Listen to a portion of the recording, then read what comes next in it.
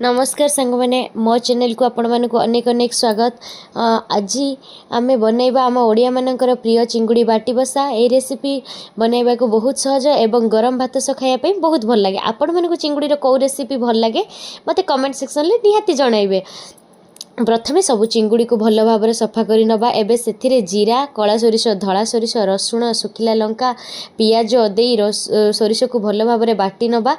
आपण चाहिए ये गोटे प्रकार सोरिष यूज करेंगे। मुझे दुई प्रकार सोरिष यूज करपर से व्यवहार पाई आलू कटा बिलाती कटा पियाज कटा लंका कटा आंबुल हलदी गुंड लुण सोरिष तेल व्यवहार करिछि। आपण चाहिए ये आंबुल व्यवहार करेंगे ना स्किप करेंगे। एबे कढ़ई बसैकी सब किसी देदेबा। बाटी रखि ग्राइंडर रे गोटे ग्लास पानी देई ताको भल भाव धोईकी कढ़ई रे देदेबा। कढ़ई को बसई लो फ्लेम रे आमे 20 ରୁ 25 मिनिट पर्यंत रांधि नबा।